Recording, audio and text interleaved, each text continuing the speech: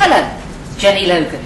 Now this is for Debbie, and Debbie is a reader of 80sactual.com, and Debbie wants to know that although I was in show business before 1980, and indeed I was, I gained sudden fame, widespread fame, after the screening of the advert, Shaken Back, and also the two Ronnies, where I was the jack-booted officer marching up and down in the road in the world that turned.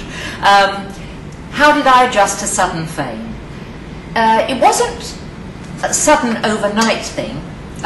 It sort of was gradual. The Shaken Back advert went out, and at first people just sort of were, it sort of gently sort of grew, and then it became an icon. It grew in cult, and it grew in, people liked it the longer it was shown.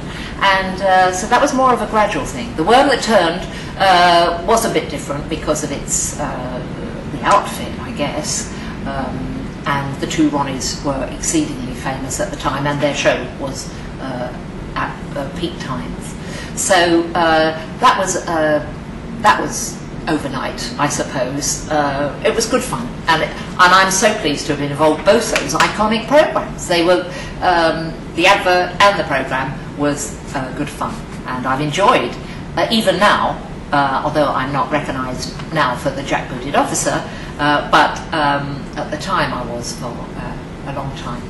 And the advert, of course, I looked more or less the same for a number of years, because being a dancer, you keep fit, and so I still looked exactly the same.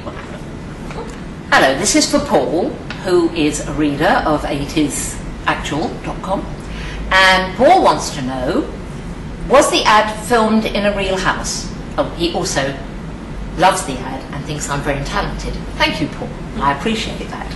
I don't want to break your heart here, but we were actually in a studio when we filmed it.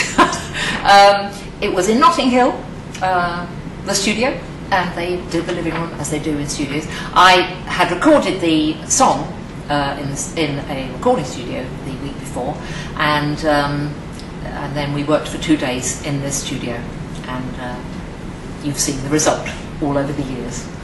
Now, so Gaynor, we have Gaynor now, who is also a reader of 80s Actual, and she wants to know about my career before 1980. Well, before 1980, I've always been in the theatre, but from the late 60s, I was always in, I did television, I did Dixon Dock Green.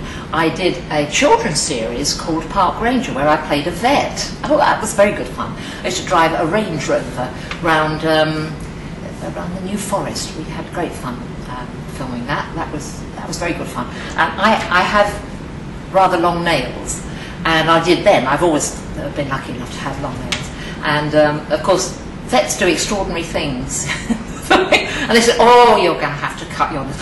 I'm not cutting my nails. I said, anyway, I did have to trim the nails and certainly take the nail polish off, because you can have vets doing everything that they do with long nails. I was on the stage in several shows. Irene, I had a big hit with the show Irene at the Adelphi Theatre.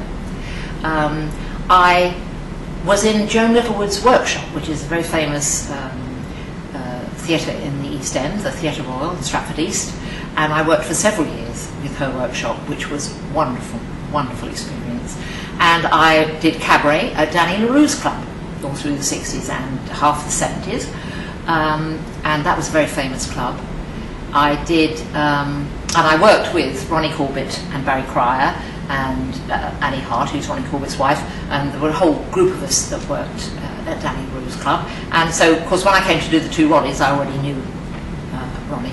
And so that was in the 80s. I was always very busy. I've been very lucky, and I've had a wonderful, wonderful career. I did start off as a licorice all-sort at the age of 12 at the London Palladium. I think that's probably the best thing I can claim to fame at that stage in my life.